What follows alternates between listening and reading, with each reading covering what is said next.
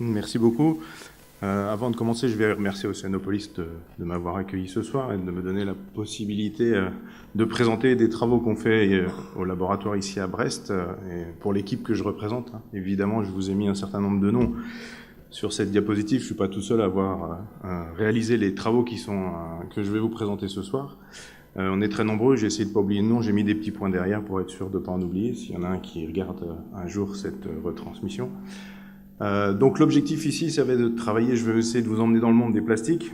C'est pas forcément très sympathique, mais on va essayer d'y aller quand même. Et puis, par contre, avant d'attaquer le sujet un peu plus directement, je vais commencer par me présenter, si vous voulez bien, et puis vous présenter un peu le métier que je fais, parce que c'est un métier qui me passionne et que si certains d'entre vous ont un jour envie de le faire, je sais que dans la foule, ça doit être... Bon, pour certains, c'est peut-être un peu trop tard, mais je vais malgré tout vous présenter ce que je fais au quotidien.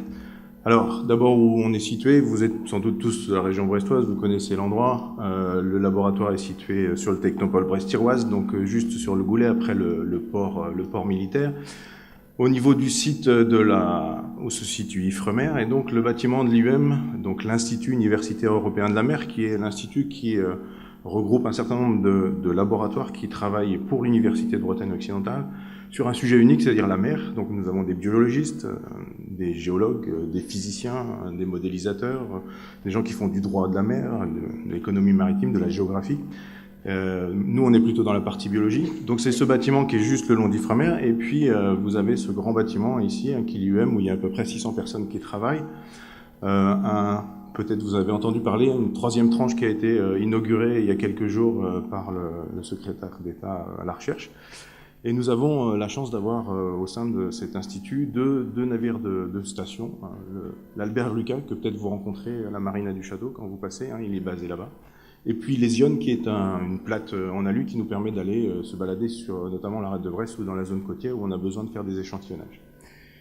Alors pour ce qui me concerne, moi j'appartiens au laboratoire qui s'appelle le LEMAR, le laboratoire des sciences de l'environnement marin. C'est un gros laboratoire, un des plus gros laboratoires de sciences de l'environnement en France, sur le domaine marin.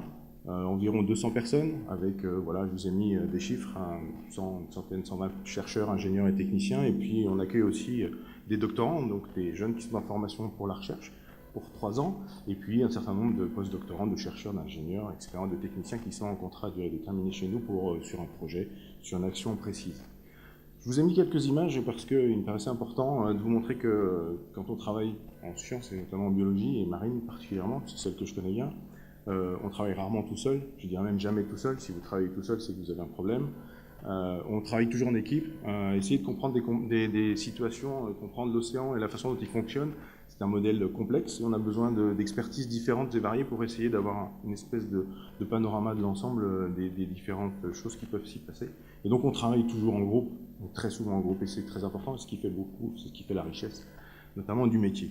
Alors pour ce qui me concerne, moi, un petit personnel, moi, je suis ingénieur de recherche, comme il vous a été dit tout à l'heure. Je suis responsable en fait d'une plateforme cytométrie. Alors cytométrie, cyto pour cellules, métrie pour mesurer. Donc mon métier, c'est de mesurer des cellules avec des outils principaux, 2 outils, cytométrie en flux, qui utilisent le laser notamment dans sa technologie. Et puis la microscopie à fluorescence. Je vous ai mis 2 appareils, les 2 derniers qu'on a achetés. Je vous ai mis les prix en dessous, juste pour vous donner une petite idée. Donc ce dernier achat, vous voyez, avec ce prix-là, vous pouvez vous acheter une jolie petite maison dans la région brestoise. Donc on travaille au quotidien avec ça. Ce sont des outils absolument fabuleux, d'une haute technicité, dont j'essaye d'avoir la responsabilité, ce qui n'est pas tous les jours facile, parce qu'on a plein d'étudiants qui les utilisent. J'en ai un qui est dans la salle d'ailleurs, qui n'arrête pas de me poser des questions tous les jours en me demandant « j'ai un petit problème, est-ce que tu peux venir le voir ?» Alors, au quotidien, c'est quoi le métier d'ingénieur de recherche pour ce qui me concerne, mais de chercheur en général?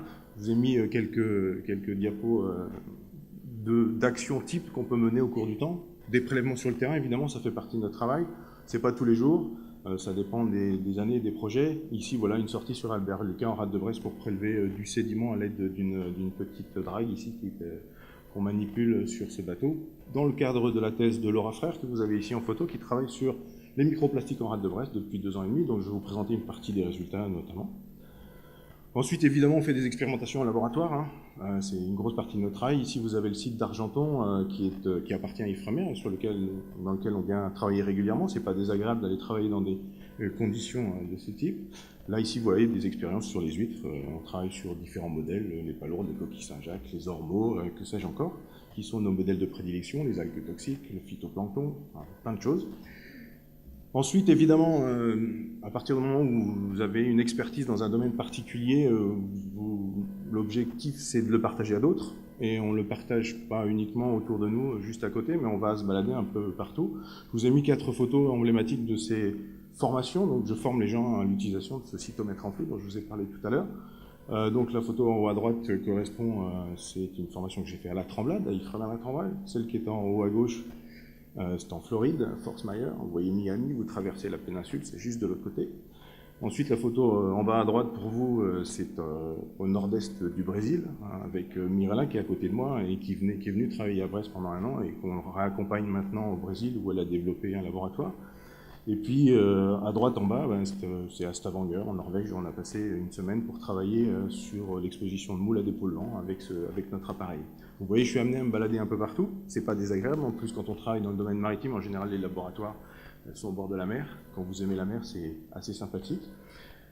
Et puis, évidemment, quand vous faites de la science, vous avez aussi besoin de diffuser cette science, de la partager avec d'autres, de discuter avec ceux qui travaillent sur vos problématiques, et puis de voir où ils en sont rendus, comment on avance, quelles sont les difficultés méthodologiques. Donc on se rencontre régulièrement, on fait des conférences, des workshops. Donc ici, vous avez la photo du haut, c'est sur la terrasse de notre institut, en face au Goulet de Brest. Un jour, on a eu de la chance, il faisait beau, c'était janvier, c'était vraiment chanceux. On était 80 ou une petite centaine à travailler sur le problème des microplastiques, c'était janvier 2014, donc on avait rassemblé des chercheurs d'un peu partout qui étaient venus présenter leurs travaux et discuter des méthodologies et de ce qu'on peut faire pour améliorer les choses. Voilà, je vous ai montré une autre sur la plage, c'est en Belgique à l'issue d'un workshop d'un contrat européen. En bas à gauche, c'est à Saint-Jacques-de-Compostelle en Espagne pour un congrès sur la physiologie des bivalves marins. Ensuite, vous avez à Strasbourg, c'était un congrès sur la cytométrie en flux, la microcytométrie en flux, où j'avais été invité. Puis à droite, c'est Qingdao en Chine, où j'avais été présenter des travaux sur un congrès de malacologie. Donc là encore, on se balade, c'est assez intéressant, assez passionnant, on rencontre des gens de toutes sortes et des gens passionnés en général, ce qui est toujours très intéressant.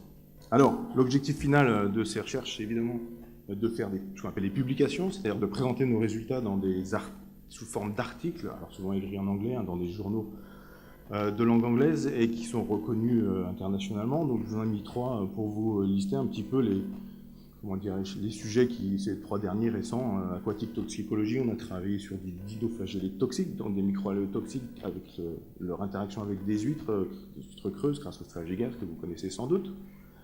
À droite, c'est des réponses immunitaires, des activités enzymatiques sur la palourde, en face d'une maladie avec un pathogène, le Vibrio tapetis, que vous connaissez peut-être, vous en avez entendu parler. Et puis le dernier, dont je présenterai sans doute un peu plus en détail les résultats tout à l'heure, c'est un travail sur l'interaction entre les microplastiques, justement, on y revient, et puis les phytoplanctons dans un journal qui s'appelait Marine Chemistry. Et puis dernier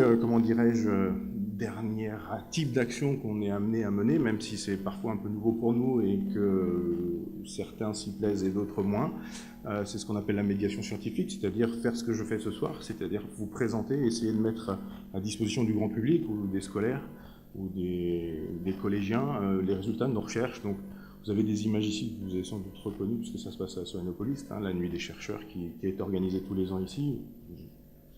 Je vous invite à venir y passer si vous avez l'occasion, et puis des actions avec des collégiens dans des écoles auxquelles on est amené aussi à participer régulièrement. Donc voilà un peu pour faire le tour de ce qu'est ce métier que je pratique depuis quelques années maintenant, qui est une réelle passion et que j'espère pouvoir vous faire partager avec ces résultats que je vais vous présenter, même si le sujet s'y prête peut-être un peu moins, puisqu'on va plonger dans ce merveilleux domaine des plastiques et plus particulièrement des microplastiques. Alors, j'ai quelques logos ici, je suis obligé rapidement de vous les présenter puisque l'objet des résultats que je vais vous présenter a été fait dans le cadre d'un certain nombre de projets, notamment un qui s'appelle Micro, qui est le petit poisson orange en haut, qui est un projet européen, qui regroupe un certain nombre de partenaires, notamment, je vous ai mis ça en bas à gauche, Ilvo, c'est un partenaire belge, Deltares, ce sont des Pays-Bas, et CEFA, ce sont des Anglais, et puis nous avions regroupé Ifremer et CNRS au sein du laboratoire pour lequel je travaille, le LEMA. Alors c'est parti, allons-y dans le plastique. On va commencer à parler plastique de façon très générale, un peu d'histoire peut-être pour commencer, hein, pour se remettre ça un peu en mémoire. Je vous ai mis la photo de monsieur Léo Beckland en haut, à gauche, qui est le premier inventeur de la première matière plastique synthétique, il a appelé la bakélite, hein, il s'appelait Beckland, alors forcément, il a utilisé son nom pour appeler son plastique. Vous avez la formule chimique ici, quelques objets en bakélite, peut-être certains d'entre vous, les moins jeunes on va dire, se souviennent de ces postes de téléphone qui étaient en bakélite, hein, sans doute vous les avez rencontrés tous. Alors l'intérêt de cette matière plastique synthétique finalement c'était qu'elle était relativement peu poreuse, facile à faire, à manipuler, on pouvait la transformer d'autres sens, la colorer, en faire de tout type de matériaux résistants, qui tenaient dans le temps, qui étaient légers. Donc c'était un matériau vraiment très intéressant pour l'industrie, et donc forcément au cours du temps, et très rapidement, il y a eu une espèce de diversification, évidemment, on a fait d'autres plastiques que la bakélite, on avait entendu parler, polyéthylène, polystyrène, etc. Et puis on en a produit de plus en plus, parce qu'on a créé des besoins, on l'a utilisé pour faire dans les constructions automobiles, vous en avez dans les hôpitaux, vous en avez pour les emballages, évidemment. Si vous regardez autour de vous ou sur vous, vous avez évidemment de la matière plastique, on voit mal comment on pourrait vivre aujourd'hui sans matière plastique. Et forcément, en conséquence, eh bien, vous avez cette courbe orange que vous avez sous les yeux, qui est l'augmentation de la production de plastique dans le monde entre les années 50 et aujourd'hui. Vous voyez que c'est une croissance exponentielle, avec des valeurs qui atteignent ces 300 millions, je crois, en 2015, c'était 299 en 2013, ça continue d'augmenter. Et donc forcément, on commence à se poser la question, on a vu les bénéfices de l'apport de ce nouveau matériau, plein de raisons hein, que j'ai explicitées tout à l'heure, et on est en train de se poser la question de savoir si, effectivement, ce qui est issu ou les déchets issus de ces plastiques n'ont pas un impact aussi important qu'il va falloir prendre en considération. Alors, je vous ai mis ici, pour rentrer un peu plus dans le détail de à quoi servent ces matières plastiques, je vous ai ressorti cette espèce de grand camembert. Alors, ici, il s'agit de la production européenne uniquement. Les différents domaines dans lesquels ils sont utilisés, qu'on va retrouver donc avec les différentes couleurs, hein, bâtiments, construction, automobile, électricité, agriculture, bien sûr. Et puis, vous voyez quand même la plus grosse part de ce camembert en vert, hein, les 36%, presque 40%, 39%, pardon, c'est dû aux embalages. Et là, peut-être vous vous dites tout de suite, effectivement, près de 40% du plastique qu'on utilise, c'est pour emballer des choses pendant une durée limitée, juste pour protéger l'objet qu'on va transporter. Je vous ai mis sac plastique. Un sac plastique, typiquement, dans votre grande surface, c'est 30 minutes d'utilisation, 20 ans pour être détruit. Donc, si on doit faire un effort quelque part, on imagine bien que sur ce gros package-là, potentiellement, il y a quelque chose à faire. Peut-être d'autres endroits, mais là, déjà, on peut commencer. Alors, évidemment, plus on produit de plastique, et bien plus on fait de déchets, c'est une évidence. On essaye de recycler le plastique, mais c'est relativement limité, une quinzaine de pourcents au maximum pour les pays les plus développés.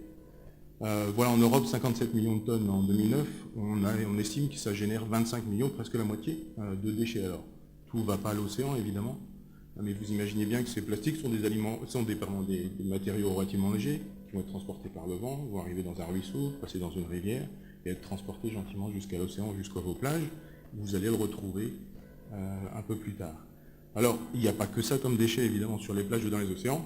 Je vous ai mis encore un petit camembert à gauche, où vous avez les différents types de matériaux qu'on va retrouver. Donc, on va avoir du bois, des habits, du métal, de l'aluminium, du verre, du caoutchouc, que sais-je. Mais vous voyez, la partie bleue, 75%, c'est-à-dire les 3/4, c'est du plastique. C'est-à-dire 3/4 des déchets qu'on va retrouver sur une plage, c'est du plastique.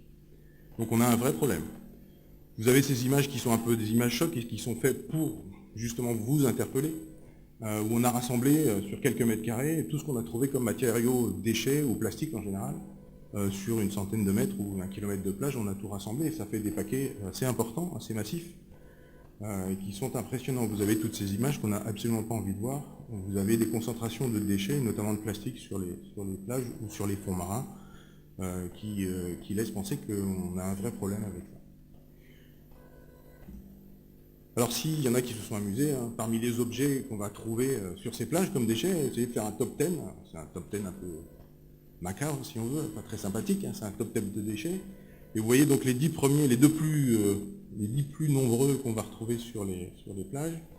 Parmi ces 10 plus nombreux, ben, il y en a, vous avez regardé la liste des 5 premiers, sur la liste des 5 premiers vous avez les filtres à cigarettes. Les filtres à cigarettes c'est de l'acétate de cellulose, c'est du plastique, et c'est le premier qu'on trouve le plus nombreux. Ensuite, vous avez du papier, donc là on n'est pas dans le plastique. Et puis après, on passe au suivant. Le troisième, c'est les bouteilles en plastique. Le quatrième, c'est des sacs en plastique. Le cinquième, c'est des capsules et des couvercles de bouteilles en plastique. Vous voyez, parmi le top 10, on va retrouver encore, de façon très importante et très, on va dire majoritaire presque, du plastique. Alors le problème, c'est à la fois son avantage, mais c'est aussi évidemment un inconvénient, c'est que le plastique, il résiste bien dans le temps, il se dégrade pas vite. Je vous ai mis quelques chiffres ici, vous les connaissez sans doute pour partie, vous avez entendu, ça a été relativement bien mécanisé. Si on prend la bouteille en plastique, dans l'océan, pour se détruire, pour se dégrader, c'est 450 ans. Le sac en plastique, c'est entre 10 et 20 ans. La cigarette, le mégot, enfin le filtre à cigarette, c'est entre 1 et 5 ans. En haut à droite, en bas, vous avez le gobelet en plastique, c'est 50 ans. Et puis la ligne de pêche un peu grosse, qui est un peu épaisse, un peu solide, ça peut aller jusqu'à 600 ans. Alors on peut comparer ça au trognon de pomme, 2 mois, une bouteille de plastique, de lait en carton, c'est 3 mois, un carton d'emballage, c'est 2 mois, un morceau de bois selon sa qualité, c'est entre 1 et 3 ans. Donc quand on arrive au plastique, on le voit bien, ça met du temps à se dégrader, et donc ça reste longtemps là où ça arrive dans les océans. Alors quel est l'impact écologique?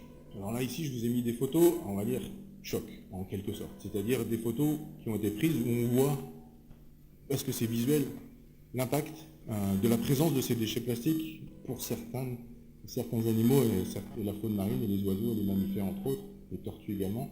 Vous voyez la tortue au centre qui a visiblement grandi avec ce bloc de plastique qui sert à tenir les packs de canettes, dans lequel il s'est trouvé malencontreusement au moment où il était petit, puis il a grandi autour. Vous avez cette baleine qui est prise dans ses filets. Bon, ce sont des images chocs. Pour un scientifique, ça sert toujours à faire porter un message, puisque je vous les passe aujourd'hui, que j'ai envie de vous porter ce message. Maintenant, c'est toujours difficile ensuite, ce qui vous intéresse, c'est de quantifier la réalité de l'impact.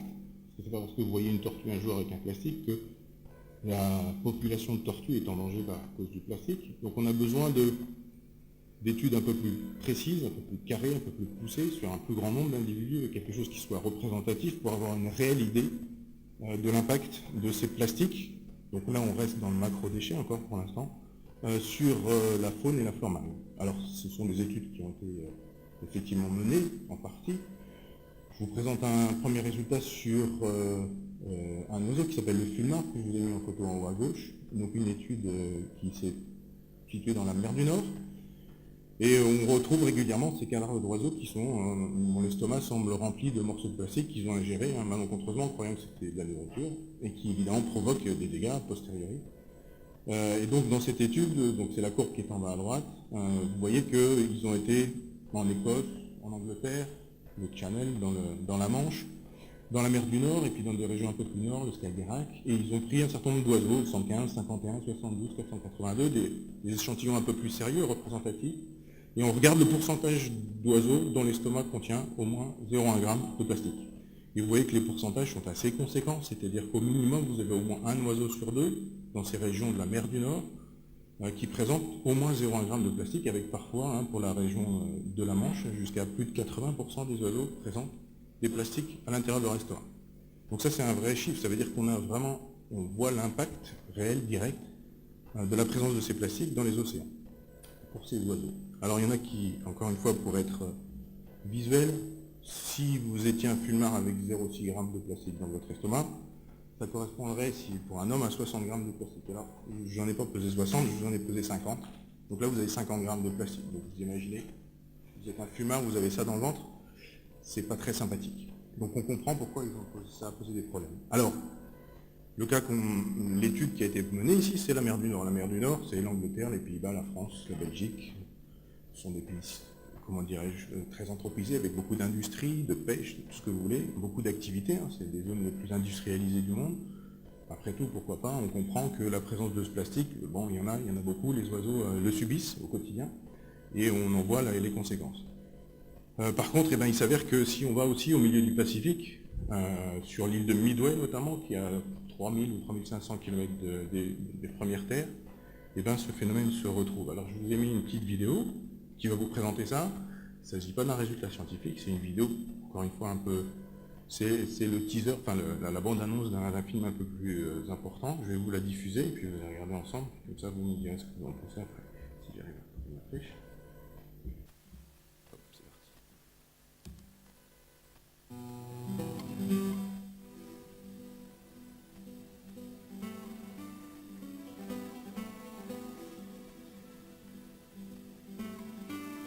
Ça dure 3 minutes.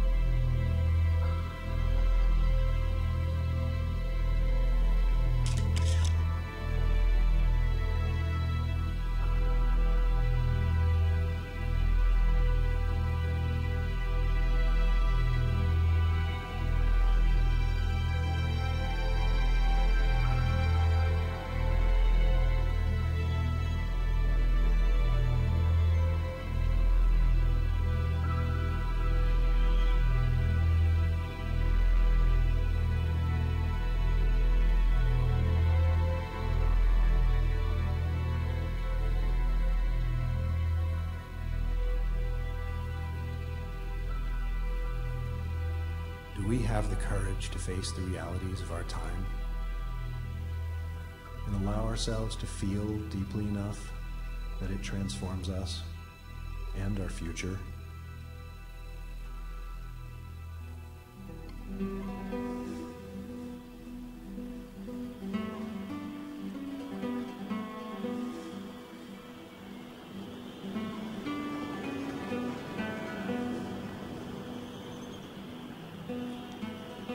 Come with me on a journey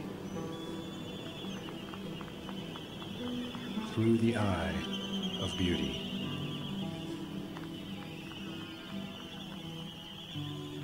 Across an ocean of grief.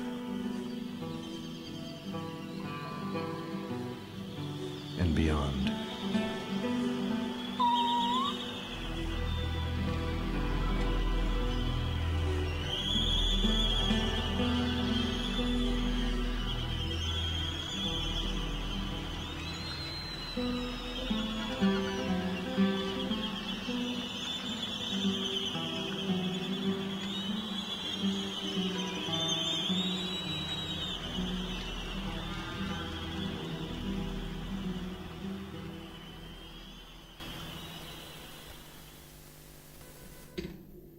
Bon voilà, c'était en anglais, mais je pense que les images sont suffisamment parlantes. Alors encore une fois, ce n'est pas le résultat d'une recherche scientifique. Ici, ce sont des images qui nous interpellent et qui nous disent que finalement, c'est pas parce qu'on est près des terres, ou pardon, loin de la Terre et de l'activité humaine qu'on n'a pas les problèmes qu'on a observés en mer du Nord. Donc on va essayer de continuer. Je vais quitter ça et reprendre le déroulé. Alors, vous voyez donc, quel que soit l'endroit où on va se retrouver, ces plastiques, eh ben, on va en trouver, il va y en avoir. Il y a des gens, donc là on a vu sur les oiseaux, on a évidemment fait quelques études au niveau des poissons, puisqu'on s'est dit après tout, un poisson qui soit trouve sa nourriture dans le fond ou qui va filtrer l'eau de mer dans la colonne d'eau, pourquoi pas rencontrer des particules de plastique. Et donc cette étude que je vous présente ici, sur la mer du Nord, encore une fois, on a regardé, enfin les chercheurs de cette étude ont regardé un certain nombre de poissons que vous connaissez, la morue, le hareng, le merlan, le haddock, le chinchard. Ils ont regardé un certain nombre de poissons, donc les nombres sont précisés, entre 80 et 116, c'est ça le maximum. Et vous voyez qu'on a retrouvé, dans un pourcentage non négligeable de ces poissons, la présence de particules de plastique. Alors c'est beaucoup moins important que pour les oiseaux, mais ça va de 4% à 12% des poissons présentent des plastiques à l'intérieur de leur estomac. et donc ont rencontré à un moment ou un autre de leur vie ces plastiques dans l'eau de mer. Alors ce qui est peut-être plus intéressant pour moi ici au niveau du sujet que je vous propose aujourd'hui sur les microplastiques, c'est la courbe qui est en bas à gauche, qui vous présente le nombre de particules de plastique qu'ils ont trouvées en fonction de leur taille. Vous avez sur l'axe des X, à gauche c'est 5 mm, les grosses particules, enfin demi-centimètre, c'est pas énorme, et puis les plus petites c'est 0,5 mm, 1 demi-millimètre. Et vous voyez clairement, avec la flèche rouge que je vous ai indiquée, que plus on descend en taille, plus on augmente le nombre de particules qu'on va trouver dans les individus. Ça c'est une règle relativement générale. Grosses particules, peu nombreuses, plus on descend en taille, plus vous allez avoir un nombre important de ces particules. Et donc là, pour l'instant, on est sur des particules qu'on voit à l'œil nu, on peut imaginer sur ce qu'on voit pas, a priori, plus on va descendre en bas et en taille, plus on va être petit, plus on va trouver des particules en grand nombre. Alors on continue sur cette domaine un peu particulier, effectivement, qu'on a abordé depuis quelques années, que les chercheurs abordent, puisque c'est pas forcément la première question qu'on s'est posée, puisque d'abord on voit les déchets macroplastiques, ceux que vous voyez sur la plage, tout le monde les a vus. Par contre, quand ils commencent à devenir plus petits, on les voit plus, et forcément quand on voit pas les choses, c'est plus difficile de se rendre compte de leur importance ou de leurs effets éventuels. Donc on a déterminé, quand on fait de la science, on est un peu carré, on fait des cases pour ranger les choses dans les cases et pour bien décrire ce dont on discute, pour pouvoir parler avec les autres en face et parler toujours de la même chose, donc faire des définitions. Donc on a défini les macroplastiques, les objets de plus de 20 cm en plastique, les mésos entre 20 cm et 5 mm, et puis les microplastiques qui nous intéressent aujourd'hui, qui font moins de 5 mm. Alors j'ai pas mis d'échelle basse, parce que pour l'instant on n'a pas fait de limite. La technologie aujourd'hui ne permet pas de descendre beaucoup plus bas que 300 microns, un tiers de millimètre. Quand ça descend en dessous, ça devient très compliqué. On n'a pas les moyens techniques pour l'instant de le faire. Donc on ne sait pas trop ce qu'il y a en dessous, même si on se doute qu'a priori, d'après ce que je vous ai dit tout à l'heure, a priori il y en a encore plus de plus petits. Alors, ces microplastiques, ils viennent d'où? Deux sources majeures, ce que j'ai appelé les MP primaires, c'est-à-dire ceux qui arrivent dans l'océan sous cette forme déjà petite taille. Donc vous avez ce qu'on appelle les larmes de cyanure, qui sont représentées dans la main qui est ici. Je vous en ai amené ici, qu'on a trouvé sur la plage dans le Finistère Nord, du côté de Port-Spoder, en haut de la plage. Ce sont des petites particules de plastique de la taille d'un gros grain de sable, qui sont en fait utilisées par les plasturgistes comme matière première pour faire une coque de télé, de téléphone, que sais-je encore, tout ce qui est en plastique. Pour mouler, on part de grands sacs remplis de ces petites microbilles de plastique qui vont faire fondre et former, thermoformer. Et donc ça, on en retrouve un petit peu partout, ça flotte, c'est très léger, ça se balade dans les courants, et on les retrouve sur la laisse de mer en haut des plages. Ensuite, vous avez les cosmétiques. Alors on n'y pense pas toujours, je vous en ai amené aussi. Si vous avez 5 minutes, vous pourrez regarder. Ici, c'est marqué polyéthylène dessus. C'est-à-dire que c'est une crème de gommage, et cette crème de gommage, pour enlever les peaux mortes, on a mis des petits grains pour que ça gratte un petit peu. Et ces petits grains, en l'occurrence pour cette crème ici, ou pour celle que je vous ai amenée là, c'est du plastique. Je vous en ai mis ici, ça ressemble à de la poudre comme ça. Évidemment, quand vous vous lavez le visage au-dessus de votre évier, vous mettez de l'eau, vous rincez la crème, ça part dans l'évier, ça part à la station d'épuration, qui est bien embêté avec ces petites microbilles de plastique qui flottent, qui sont toutes petites et très légères, qui ne sont pas armées du tout pour les traiter, donc ils vont conserver sans doute une partie, mais il y en a une grande partie qui vont être rejetées directement à l'océan, et on va les retrouver dans la mer. Alors les choses évoluent, L'Oréal a interdit a banni l'utilisation de ces microparticules de plastique dans ses produits. Ils mettent des particules de silice, du verre à la place, ce qui est pas mal. Donc, mais ça c'est grâce aux gens qui ont demandé à ce que ce soit fait, aux citoyens qui se sont mis d'accord pour leur demander de faire ça. Donc ça veut dire que quand on agit en tant que citoyen, ça peut faire avancer les choses. Ensuite, et on n'y pense sans doute pas beaucoup, vous avez sûrement autour sur vous des habits synthétiques, des polaires, je ne sais quoi, toutes sortes d'habits synthétiques, il y en a plein. Vous n'avez sûrement pas que de la laine et du coton. Et on s'est aperçu que pour une machine, vous ressortez à peu près 1900 fibres de plastique qui vont, au moment du rinçage, partir dans la circulation, être passées à la station d'épuration et encore une fois être plus ou moins bien retenues par cette station d'épuration et pour partie arriver à l'océan. Donc ça, ce sont ces microplastiques primaires qui vont arriver directement dans l'océan sous une forme sous petite taille, inférieure à 5 mm. Et puis vous avez ce qu'on va appeler les microplastiques, les MP secondaires, ceux qui sont issus de la dégradation des gros morceaux, qui vont, sous l'effet du soleil, des vagues, des mouvements, de la dégradation biologique, certaines bactéries dégradent le plastique, vont se couper en tout petits morceaux, s'effriter et puis partir en petits morceaux. Ce qui nous laisse à penser que, vous vous souvenez tout à l'heure, les durées de dégradation qu'on avait données sur les plastiques, au final, on a toujours une petite incertitude. On ne les voit plus, on dit qu'ils sont dégradés, mais si ça se trouve, ils sont là, mais sous forme de beaucoup plus de petites particules qui se diffusent un peu partout. Donc ça, c'est les microplastiques secondaires. Alors, on l'a vu tout à l'heure pour les plastiques de plus grosse taille. Un des premiers qu'on voit sur ces oiseaux ou sur ces poissons qu'on a étudiés, c'est la gêne physique du fait d'ingérer ces particules. Pour les microplastiques, eh bien, finalement, on peut imaginer exactement la même hypothèse, parce que ces particules de plastique de petite taille qui flottent dans l'eau, pour un filtreur, par exemple, pour un bivalve, pour une huître qui va se nourrir de phytoplancton, une particule de plastique de quelques 10 microns ou 20 microns, c'est exactement la taille du phytoplancton qu'elle ingère tous les jours. Et donc, si elle rencontre une particule de plastique, après tout, on ne voit pas pourquoi elle n'irait pas la filtrer et la consommer. Donc, on peut imaginer cette gêne physique du fait de la présence des plastiques dans les estomacs des animaux, pourquoi pas. Malheureusement, il n'y a pas que ça qui peut se poser. Tout ça, ce sont, on va dire, les hypothèses de travail que nous avons menées pour essayer de répondre à toutes ces questions. On a essayé de balayer l'ensemble des risques potentiels liés à la présence de ces plastiques dans l'océan. Vous le savez sans doute, quand on fabrique du plastique, on rajoute des additifs pour qu'il soit plus brillant, plus coloré, plus solide, plus résistant, que sais-je encore, moins rayable, plus résistant aux flammes, avec des retardateurs de flammes. Vous avez sûrement entendu parler du bisphénol A, qu'on a interdit dans les biberons depuis 2011, qui rendait le plastique bien transparent. Ça, ce sont des additifs qui ont une certaine toxicité. On peut très bien imaginer que une particule de microplastique qui contient ces additifs, pénétrant à l'intérieur d'un individu, va rencontrer dans l'estomac, c'est pas tout à fait la même chose que dans le mer, vous avez des enzymes, vous avez des acides qui vont attaquer votre produit, et on peut imaginer que ces additifs plastiques soient désorbés, soient remis en suspension dans l'individu, et puissent avoir cet effet toxique qu'ils ont en tant qu'additifs. Donc ça, c'est un premier problème. Deuxième problème, c'est ces plastiques, pas tous, mais certains sont relativement hydrophobes, donc ont la capacité d'absorber à leur surface des polluants qu'ils vont pouvoir rencontrer dans l'eau de mer, notamment des polluants d'origine pétrolière. Et puis, de la même façon, si ces plastiques sont ingérés par les animaux, on peut imaginer que ces polluants issus du pétrole soient désorbés à l'intérieur de l'animal et puissent éventuellement lui poser un certain nombre de problèmes. Et puis, dernier élément auquel on peut penser aussi, ces microplastiques, somme toute, ce sont des petites structures qui flottent dans l'eau au gré des courants. Et puis ça peut servir de support notamment, par exemple, à des micro-organismes. On peut penser à des bactéries. Vous avez ici, en bas à droite, une photo en microscopie électronique qu'a fait Valentin Foulon, qui est en test chez nous cette année. Il a fait ça l'année dernière. Vous voyez une magnifique microbite de plastique, bien ronde. Et dessus, vous avez quelques petits haricots et puis une espèce de magma. Ce sont des bactéries qui se sont installées à la surface de cette bille et qui commencent à se développer gentiment. Ils ont fait une espèce qu'on appelle un biofilm, parce qu'ils ont trouvé ce support relativement sympathique.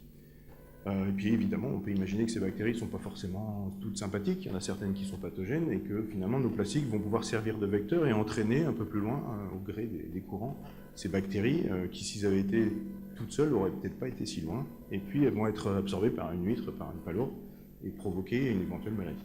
Donc tout ça, c'est des questionnements qu'on a eus dans notre travail et des possibilités de risques qu'on peut évaluer avec les microplastiques.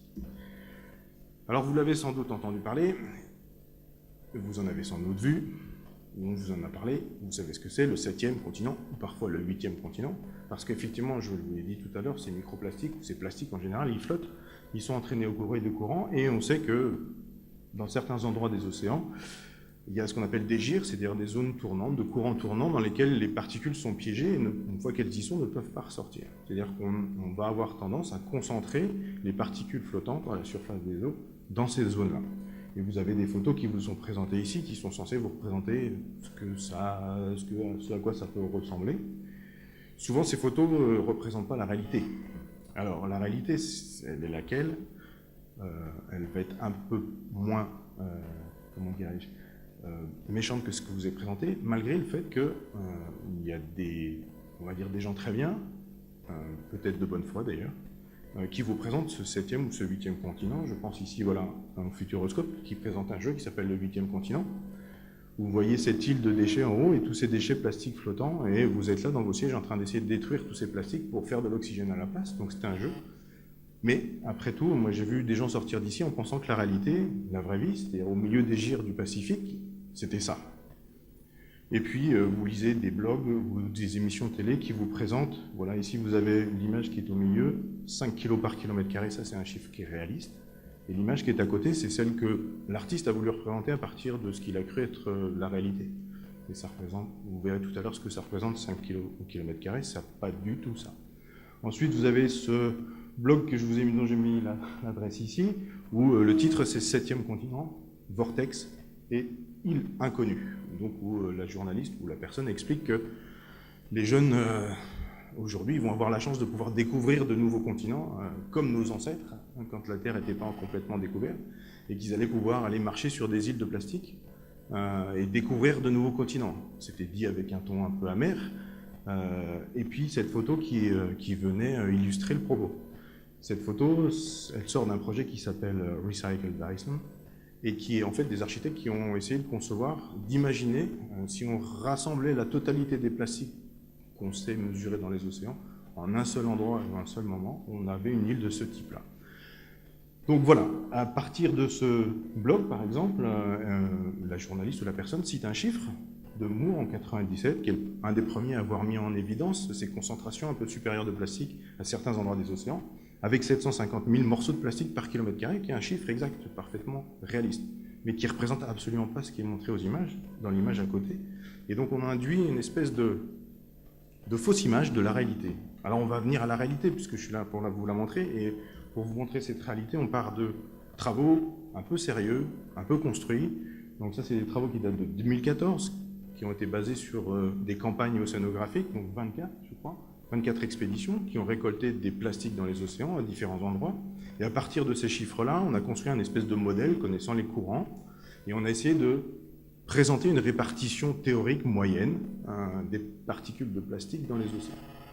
Donc ici, il s'agit des particules de 1/3 de millimètre, 0,33 mm, jusqu'à 1 mm. Donc ce sont typiquement les microplastiques dont on parle. Vous voyez qu'effectivement, il y a des endroits de concentration un peu plus fortes, les couleurs en rouge, qui correspondent bien aux gyres dont on a parlé tout à l'heure, aux zones de rassemblement où ça va tourner un peu. Et vous regardez évidemment l'échelle, et c'est là qu'il faut arriver, évidemment. Quand il faut aller au bout d'une carte, on ne lit pas juste les couleurs, on va regarder à quoi correspond la couleur. Et donc le rouge, ça correspond à maximum, dans les zones les plus concentrées, 1 million de pièces au kilomètre carré.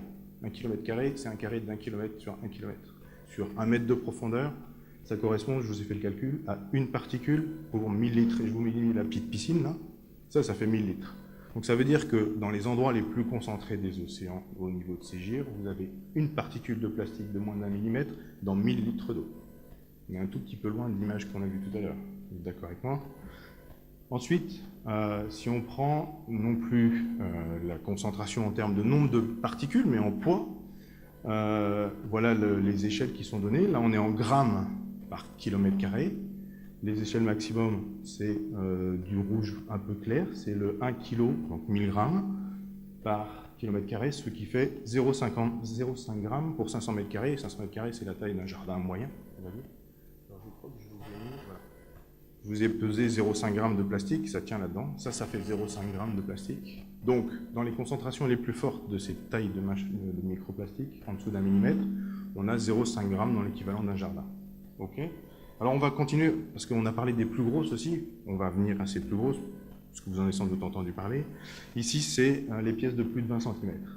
On est toujours en pièces par kilomètre carré, on a 1000 pièces de 20 cm par kilomètre carré, ce qui correspond à un morceau de plastique, ça fait 20 cm, pour 1000 mètres, pour 1000 mètres carrés, pour deux jardins de 500 mètres carrés ou un grand jardin, ok, en termes de surface. Et puis pareil pour les poids, ici on est en grammes par kilomètre carré, même si les couleurs sont très rouges.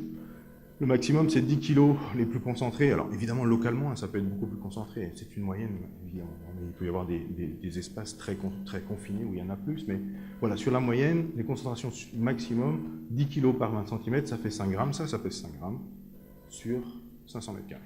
D'accord? Donc là, c'est juste pour vous remettre dans la réalité de la vraie vie. Quand vous allez dans le Pacifique, vous n'allez pas voir ce que vous avez vu sur les images précédentes. Ce que vous allez voir, c'est à peu près rien du tout. Vous allez voir de l'eau. Et vous ne vous rendrez pas compte qu'il y a du plastique. Par contre, à partir du moment où vous mettez un filet à plancton, que vous le laissez traîner 20 minutes derrière votre bateau, quels que soient les océans où vous allez trouver du plastique, plus ou moins, en plus ou moins grande quantité. Et le seul fait de savoir ça, on n'a pas besoin de créer des îles de plastique ou des continents de plastique pour se dire qu'il y a un moment où on ne peut pas continuer comme ça. Pourquoi? Parce que le plastique, on est sûr que c'est nous qui l'y avons mis, puisque le plastique, il a 100 ans, c'est nous qui l'avons créé. Donc tous les plastiques qui sont dans les océans, c'est nous qui l'y avons mis.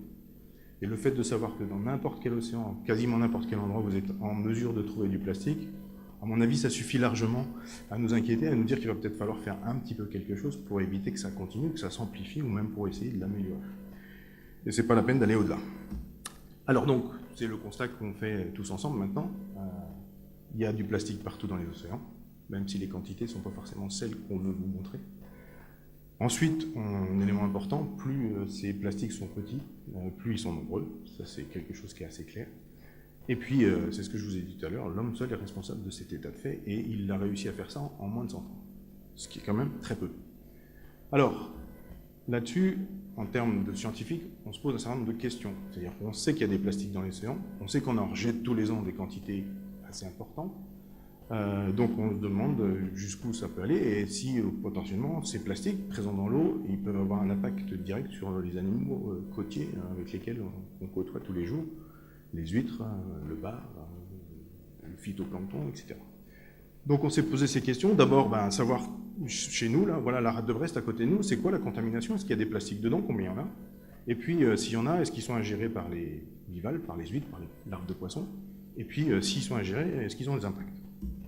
Alors, le niveau de contamination, on l'a étudié dans le cadre, je vous ai présenté tout à l'heure, d'une thèse, un doctorat de Laura Frère, qui arrive à la fin. Et donc, on a commencé par faire de l'échantillonnage au niveau du sédiment, parce que les plastiques, finalement, au début, ils flottent, et puis, finalement, ils accumulent un certain nombre de choses, ils finissent par s'alourdir, et puis ils tombent au fond, on les retrouve sur le sédiment. Donc, on a été regarder au niveau du sédiment, dans la couche de surface. On a également été voir à l'aide d'un filet manta, c'est le filet qui vous est présenté en bas à gauche, on l'appelle manta parce qu'il a deux petites ailes qui lui permettent de se flotter à la surface, de ne pas s'enfoncer, et de prélever uniquement la couche de surface.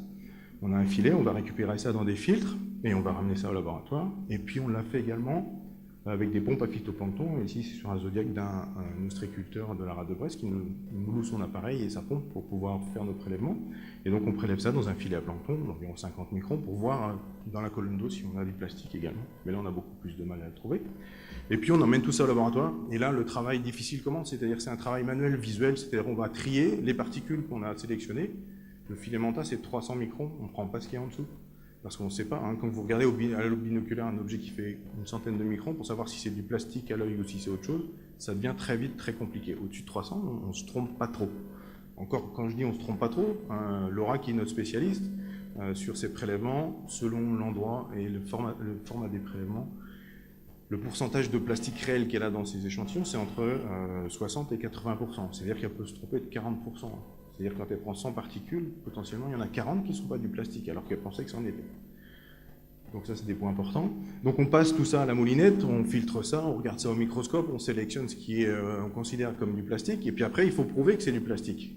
Et donc ça, c'est la deuxième étape. On va utiliser un appareil qui s'appelle le Raman, qui est un appareil qui utilise un laser encore. On va mettre les petits plastiques sur une lame de verre, comme vous avez ici, et puis on va créer un spectre. On va percuter un laser avec tout ça, ça va nous faire un spectre, et en fonction de la matière, vous allez avoir, ce spectre va être différent en fonction si c'est du polypropylène, du polyéthylène, et on a une base de données, des étalons de plastique pur, et on essaie de faire concorder ces spectres pour savoir ce que c'est, avec une difficulté.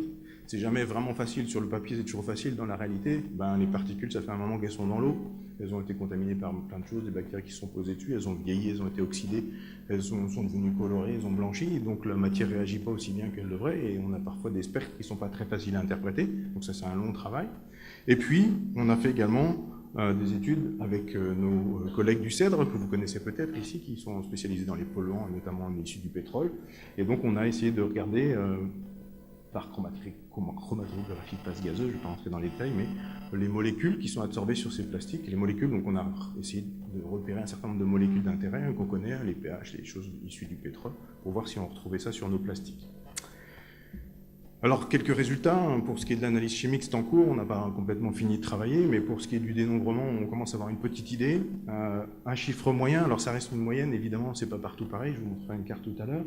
Mais donc les plastiques flottants entre 330 microns, puisque c'est le maximum, en dessous on ne peut pas mesurer, et 5 mm, on a 0,35 microplastiques par 1000 litres. Vous vous souvenez, dans les GIR, les concentrations maximum, c'était autour de 1 particule pour 1000 litres. C'est-à-dire qu'on est 3 fois moins concentré, et on est dans le même ordre de grandeur de ce qu'on a au milieu du Pacifique. Vous voyez comment est la rade de Brest, l'océan Pacifique, au milieu des GIR, ça ressemble un petit peu à ça aussi. Donc c'est pas visuellement catastrophique, mais donc elles sont là, ces microplastiques, ils sont quand même présents. On a estimé donc environ 10 millions sur l'ensemble de la rade, ce qui n'est pas négligeable non plus. Et puis dans le sédiment, par contre, on a été un peu surpris, on en a trouvé beaucoup plus.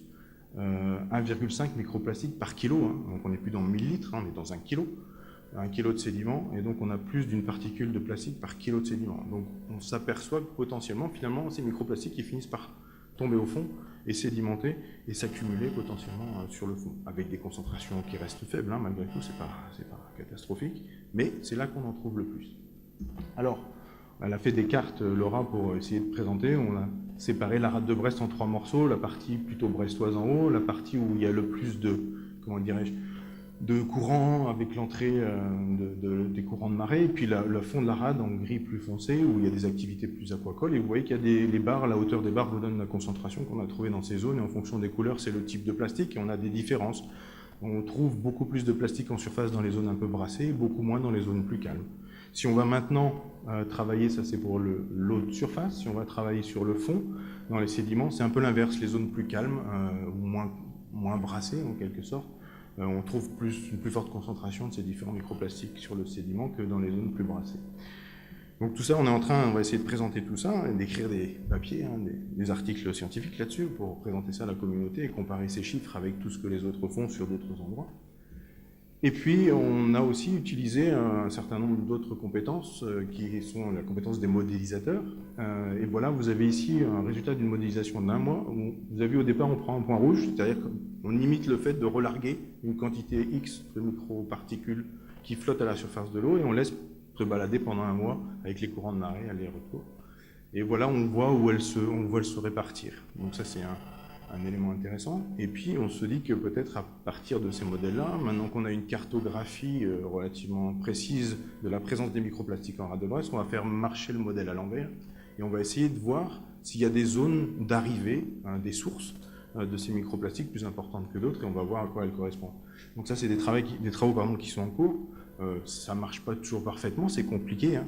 Vous avez vu, il y a un espèce de mur blanc là, au niveau de la sortie du goulet, hein, c'est-à-dire que le modèle s'arrête là, il a considéré que la porte était fermée, ce qui n'est pas la réalité. Donc le modèle n'est pas forcément complètement réaliste non plus. C'est des choses qui se travaillent et qui se complexifient avec le temps. Mais on va essayer de faire travailler là-dessus. Alors, on a vu maintenant la contamination de notre rade de Brest, juste à côté de chez nous. Donc il y a des plastiques dans l'eau, avec des concentrations qui sont de l'ordre de ce qu'on trouve dans les océans, dans les zones plutôt concentrées, on va dire. C'est pas autant que la Méditerranée, mais ça y ressemble un petit peu. Maintenant, on va vouloir savoir, nos animaux, est-ce qu'ils sont capables d'ingérer ces particules de plastique et qu'est-ce qu'ils en font si jamais ils les ingèrent.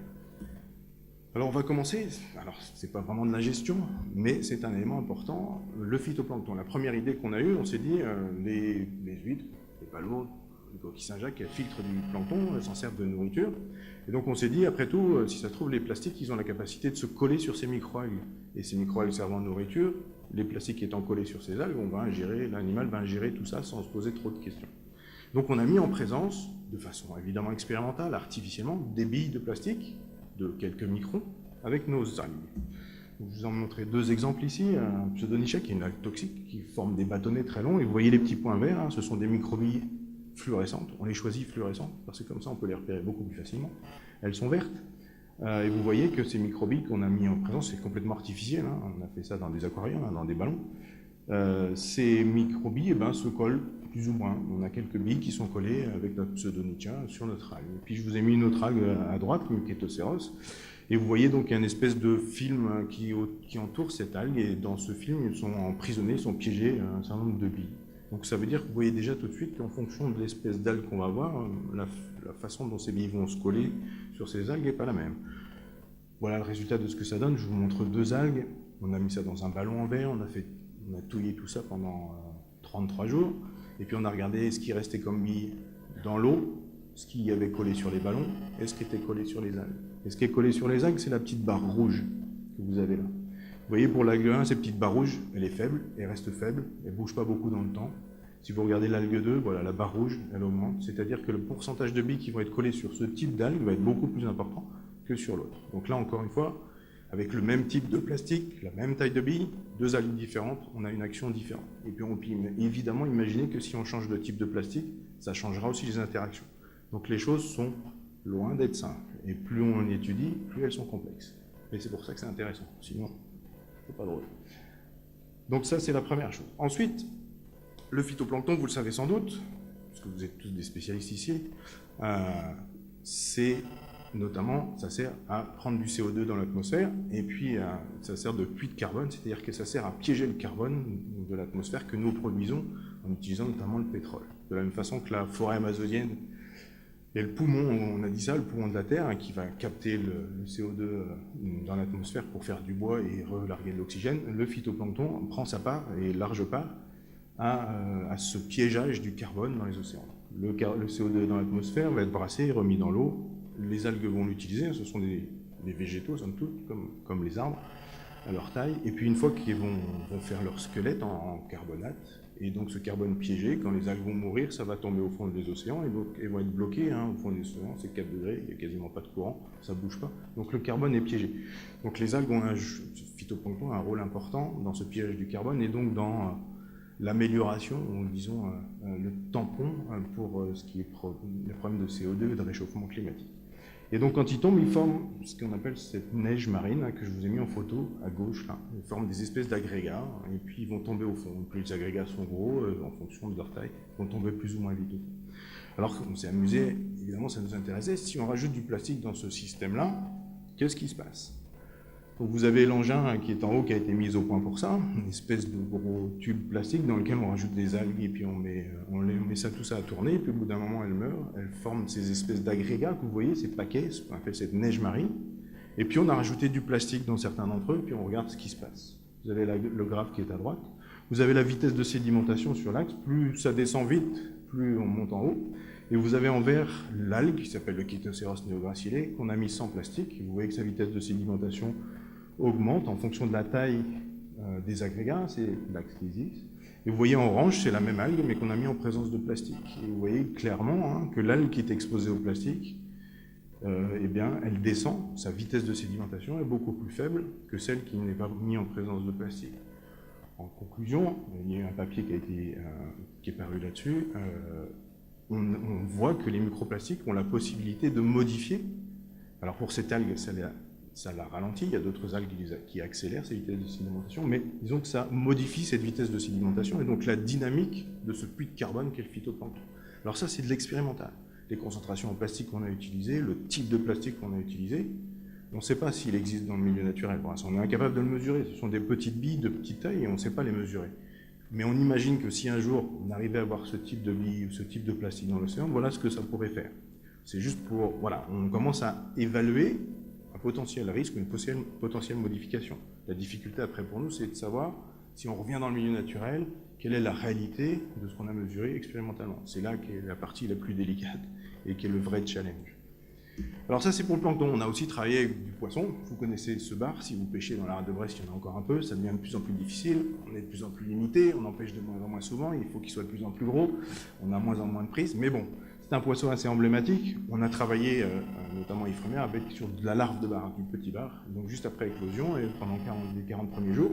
Et donc on l'a nourri avec de l'aliment, comme des petits granulés, comme ils font d'habitude.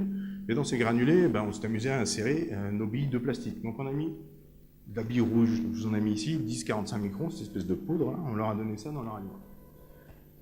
Alors qu'on a regardé ce qui se passait, rapidement on voit ces billes fluorescentes à l'intérieur du tractus digestif. L'avantage de ces larves, c'est qu'elles sont transparentes, donc on peut voir à travers. Et puis au bout de 2 jours, on n'en retrouve plus dans les sols, on n'en voit plus. Alors on s'est dit, si ça se trouve, ils les ont éliminés, puis s'il n'est rien passé. Mais si on regarde plus en détail, vous avez ici le taux de survie au bout de 43 jours, donc après, à la fin de l'expérience. Vous voyez donc le témoin qui a été élevé juste avec de l'aliment sans et ses microbilles. Et vous avez une survie qui est normale pour ce type de lot, 70%.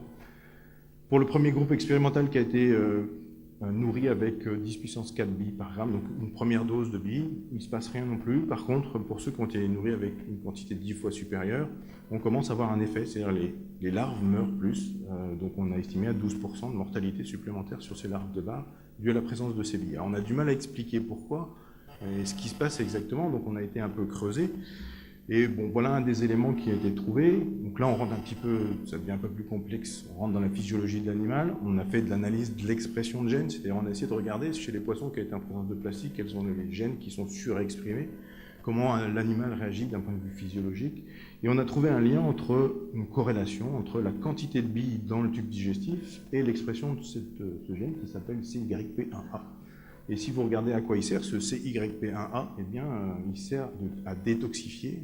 Il est utilisé, sa fonction à lui, c'est de transformer les xénobiotiques, c'est-à-dire les aliments ou les éléments étrangers qui vont pénétrer à l'intérieur de l'animal. Ce gène va permettre la biotransformation, donc la destruction en quelque sorte, si on veut, pour simplifier, de ces éléments étrangers. Donc on a déclenché, en mettant des plastiques dans notre poisson, on a déclenché l'expression de ce gène, ce qui nous a un peu surpris, mais qui est une réalité.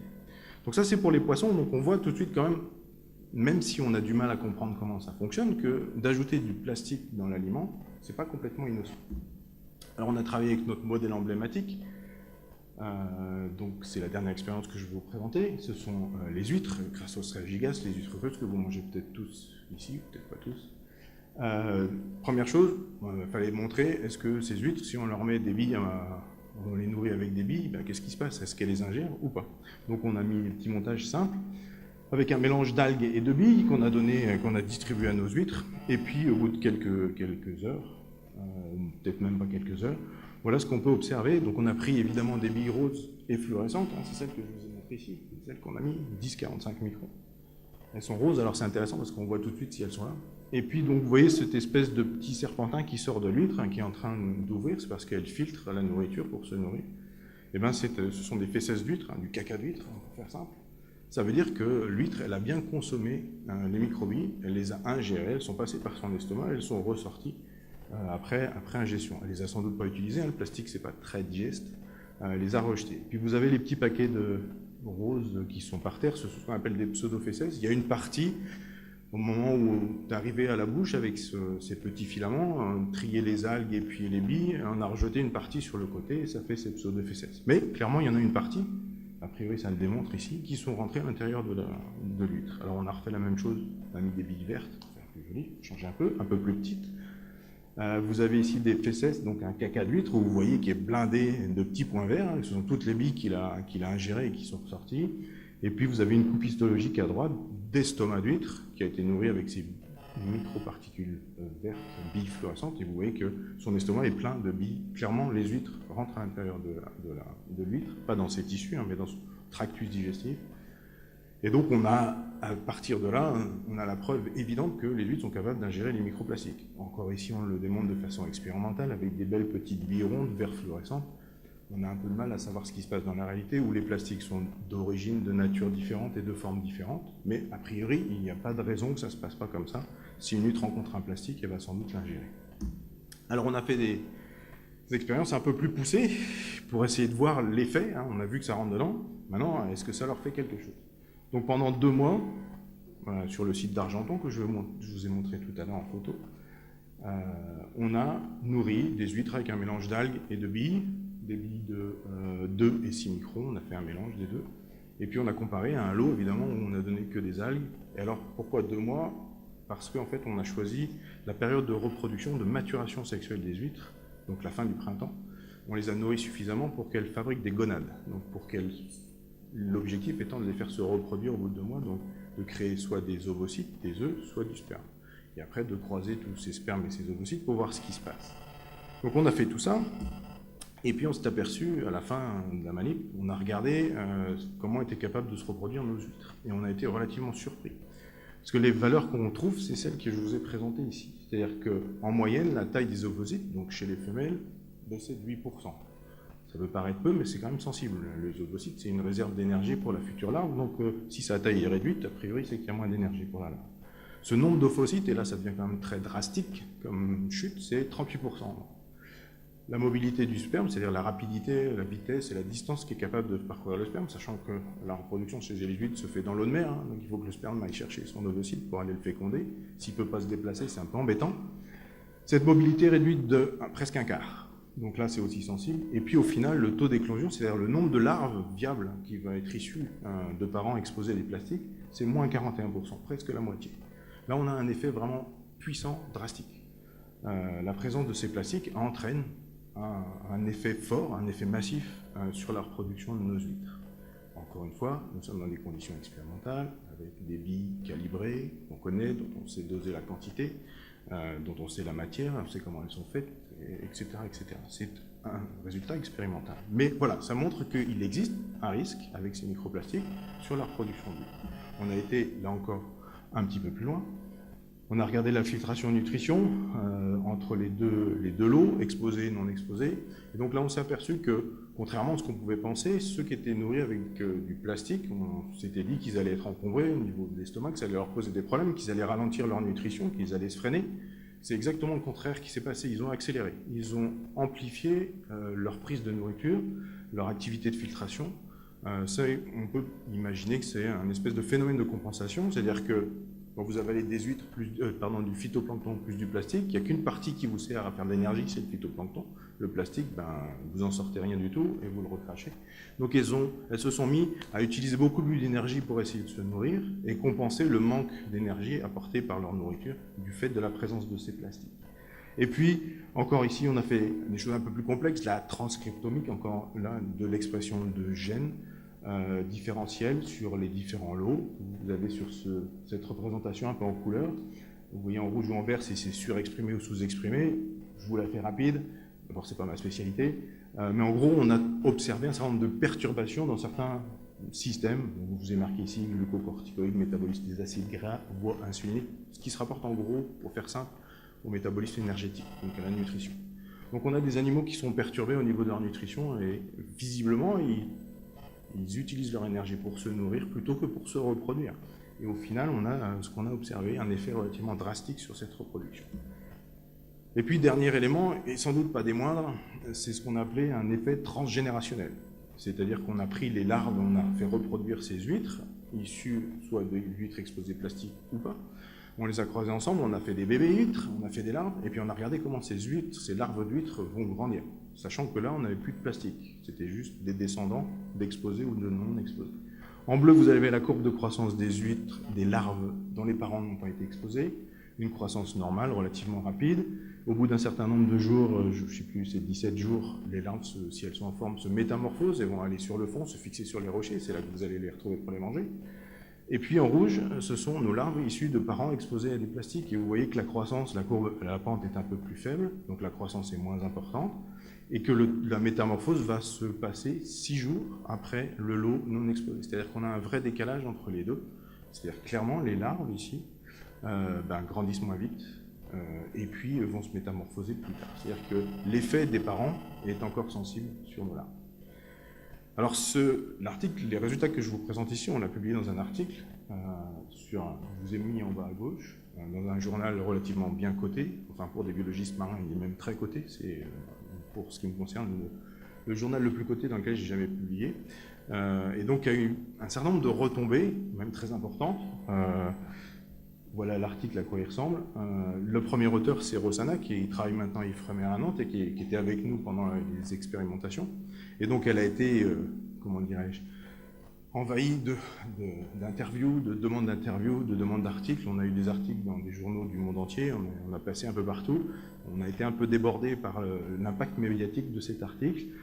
De la même façon, Arnaud Huvet, le dernier auteur, qui est aussi d'Ifremer, et qui était le responsable, l'organisateur, le coordinateur de ce projet, a été pas mal soumis à ces interviews. Alors, je voulais, c'est pour finir cette présentation ce soir, vous présenter juste, alors ça c'est à titre de curiosité, parce que moi ça m'a intéressé, 2 interviews relatant les résultats de ce papier, c'est-à-dire ils sont partis exactement des mêmes résultats que je vous ai présentés ici, du même papier. Et donc je vais vous faire écouter, ça dure 3 minutes pour l'un et à peu près 2 minutes 30 pour l'autre. Ce que ça donne si on passe chez RMC, chez Bourdin en direct, et si on passe avec la responsable scientifique de France Info. On va écouter ça si vous voulez. Allez, c'est parti. Comme ça, vous allez vous remémorer tout ce que je vous ai dit, en plus ou moins sympathique. Vendredi 5 février, l'info sur RMC. Il est 7h moins 20. Merci d'être avec nous. Allez, les plastiques qui nuisent aux huîtres. On va en parler dans un instant avec Rossana Susarelu, qui est chercheuse à l'IFREMER, l'Institut français de recherche pour l'exploitation de la mer. Une étude s'est penchée sur la pollution par les microplastiques dans les océans. Ces résultats ont été publiés aux États-Unis et on est inquiet. Plus de 9 millions de tonnes de résidus plastiques ont fini à la mer en 2015 et même les huîtres en souffrent. Elles se développent moins vite et elles sont même menacées de disparition. Il est 6h41. Avec RMC, vous ne ratez rien de l'actualité. RMC, il est 6h42. Votre invité, Jean-Jacques Bourdin, Rossana Susarelu, chercheuse à l'IFREMER, l'Institut français de recherche pour l'exploitation de la mer. Rossana Susarelu, bonjour. Bonjour. Merci d'être avec nous. Vous êtes co-auteur du rapport publié aux États-Unis sur les plastiques dans les océans, les mers et les océans, les microplastiques qui sont de plus en plus présents, plus de 9 millions de tonnes. Je dis bien 9 millions de tonnes de résidus plastiques ont fini à la mer en 2015. Cette pollution menace toute la chaîne alimentaire et si rien n'est fait, la quantité de rejets plastiques sera multipliée par 10 d'ici 2025. En 10 ans, il y a donc danger. Les conséquences, eh bien tiens, on n'y avait pas pensé, mais les conséquences sur les huîtres. Les plastiques nuisent aux huîtres, Rossana Susarelu. Oui, exactement. C'est ce qu'on a étudié dans notre étude et en particulier ils nuisent à la reproduction des huîtres. À la reproduction, c'est-à-dire parce que c'est de tout petit, c'est des microplastiques. Oui, c'est tout petit. Ça représente des plastiques de 5 micromètres. De 5 micromètres. En quoi et comment est-ce que ça nuit à la reproduction des huîtres ? Nous, ce qu'on a trouvé tout en particulier, c'est une diminution du nombre de ovocytes, de leur taille, ainsi que de la vélocité des spermatozoïdes, de la fécondité et les larves issues de géniteurs qui étaient exposés aux microplastiques grandissaient aussi moins vite. Oui, c'est-à-dire que les mollusques mangent les microbilles de plastique. Alors les mollusques filtrent l'eau de mer pour se nourrir de phytoplancton, phytoplancton qui a la même taille de certains microplastiques qui peuvent être retrouvés dans l'environnement. Voilà, conséquence sur la digestion, sur la croissance évidemment, sur la reproduction.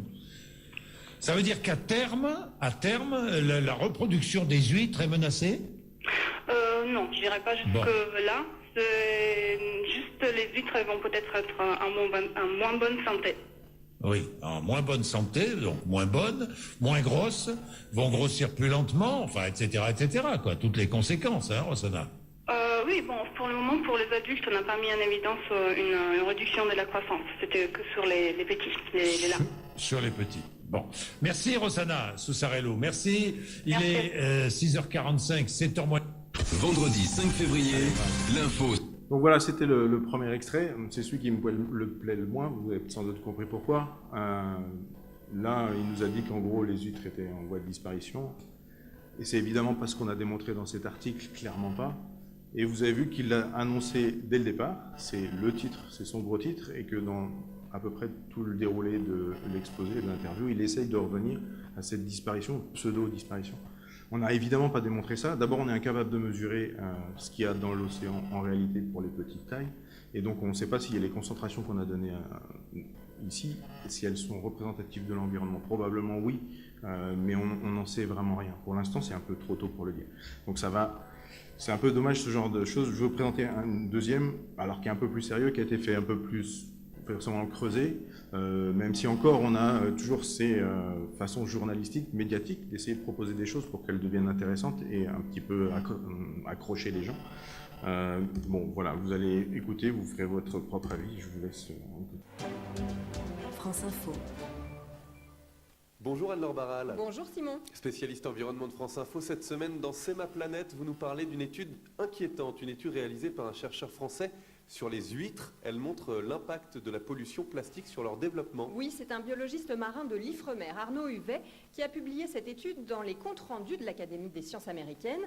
Il a déversé dans un bassin expérimental de grandes quantités de plastique, des particules de polystyrène en particulier, Et la cinquantaine d'huîtres de ce bassin se sont nourries de ces particules qui sont aussi petites que le phytoplancton qu'elles mangent d'habitude. Il a comparé ce qui se passait au bout de 2 mois pour ces huîtres et pour d'autres qui étaient mises dans un bassin sans microplastique. Résultat de l'opération, les huîtres produisaient moins d'ovules, les spermatozoïdes étaient moins mobiles, elles étaient moins grosses. Le taux de fécondité par rapport à des huîtres moins polluées était inférieur de 41%. Comprenez que pour des ostréiculteurs, il ne vaut mieux pas que la pollution plastique des mers augmente s'ils veulent garder leur niveau de production. Et la mauvaise nouvelle, c'est que la pollution plastique ne cesse d'augmenter. Et oui, malheureusement, cette simulation de pollution faite dans un bassin expérimental de l'Ifremer pourrait un jour devenir une réalité, notamment dans certaines baies chinoises où la pollution au microplastique vient à la fois de sacs et de gros déchets qui se sont fragmentés sous l'effet des courants marins, mais aussi directement de rejets industriels d'entreprises de vêtements ou de cosmétiques qui envoient dans la mer de grandes quantités de microbilles de plastique. On estime actuellement que 4 à 12 millions de tonnes de plastique se déversent dans l'océan. Cela augmente chaque année un peu plus. Lors du sommet de Davos, fin janvier d'ailleurs, l'ancienne navigatrice Ellen MacArthur, aujourd'hui à la tête d'une fondation de défense de l'environnement, estimait même que d'ici 2050, le poids des plastiques dans la mer serait supérieur à celui des poissons. Glups. C'est ça.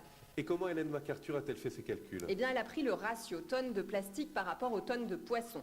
Aujourd'hui, il est estimé par le cabinet McKinsey à 1 pour 5, vu que la production plastique augmente et que seulement 5% d'entre eux sont recyclés. Le cabinet estime que si rien ne change pour améliorer le recyclage notamment, on aura encore plus de plastique dans l'eau à l'avenir. Il y aura donc 1 tonne de déchets pour 3 tonnes de poissons en 2025 et autant en 2050, d'autant que la Fondation MacArthur alerte aussi sur les enjeux de la surpêche et de la réduction des stocks de poissons. Voilà, qui n'est pas rassurant. Anne-Laure Barral, tous les samedis matins sur France Info dans C'est ma planète. Merci beaucoup. Donc voilà le deuxième exemple qui est effectivement un peu plus, on va dire, sérieux, enfin un peu plus représentatif du travail qui a été fait. Encore une fois, donc, on vient de montrer ici par ce papier qu'il existe des risques. La production, l'utilisation de microplastiques avec des huîtres, ça présente des risques. On a des effets réels, ce qui n'était pas du tout évident au départ. Quand on a commencé à faire les expériences, on n'était pas du tout sûr qu'on allait voir quelque chose. On était assez sceptique sur le résultat. Le résultat est là, il y a un effet. Après, la grosse difficulté, encore une fois, c'est de reporter ça dans le milieu environnemental et de voir si ce risque est réel et à quel niveau il se situe. Et ça, c'est la plus grosse difficulté pour nous. Mais, malgré tout, on peut, au moins pour cette conclusion, dire peut-être 3 choses. On l'a vu ensemble, vous l'avez compris. Maintenant, ces déchets plastiques sont présents partout dans le monde, je le répète encore une fois, dans les océans, en grand nombre, même si ce nombre n'est pas forcément celui que vous avez vu. On l'a vu, les microplastiques, donc moins de 5 mm, même si on a encore du mal à les dénombrer et à les quantifier quand ils sont trop petits. On n'a pas les moyens techniques, mais je pense qu'on y arrivera un jour, c'est une question de temps. On s'accroche là-dessus, on a même commencé un projet sur les nanoplastiques, on n'a pas peur, sur des encore plus petits. Et on sait qu'ils sont probablement, même assez certainement, plus nombreux que les gros morceaux. Plus on descend en taille, plus ils sont nombreux. Et on sait effectivement, c'est ce qu'on vient de démontrer, que maintenant que ces microplastiques ont des effets négatifs sur la faune et la flore marine, de façon expérimentale.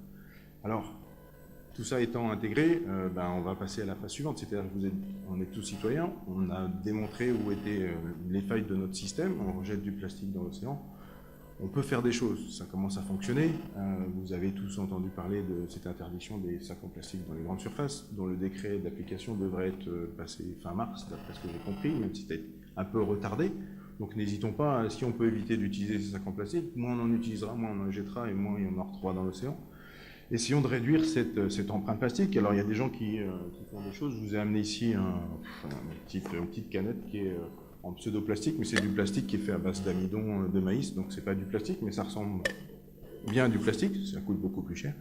On a des gens qui font, du côté de Saint-Malo, qui font du plastique à partir des macro-algues, ce qui est plus intéressant que de faire à partir du maïs. Le maïs, c'est un produit pour la nutrition animale, voire humaine, donc c'est toujours embêtant d'utiliser des terres agricoles pour faire du plastique. Les macroalgues, c'est des déchets de macroalgues qui ne sont pas utilisés par la cosmétologie, donc là ça devient un peu plus intéressant. Mais évidemment les quantités sont loin d'être de même ordre de grandeur, ni le coût, mais voilà, il y a des initiatives qui se créent. Je pense qu'on peut faire avancer les choses bougent, et autant y participer tant qu'on y est. Maintenant qu'on sait, voilà, on a On sait qu'on en a beaucoup, qu'il y a plein de plastique dans l'océan, que ce plastique peut être dangereux pour les individus, la faune et la flore marine. Donc on n'a pas hésité. Et puis juste pour une dernière photo, vous l'avez peut-être vu, cette photo paraît dans Paris Match, je sais plus, en janvier ou février. Donc c'est un surfeur de Java qui surfe dans une vague alors de déchets. Il y a sans doute autre chose que du plastique et on n'aimerait juste pas voir ça. Donc voilà, je vous remercie de votre attention et si vous avez des questions, je veux bien essayer d'y répondre.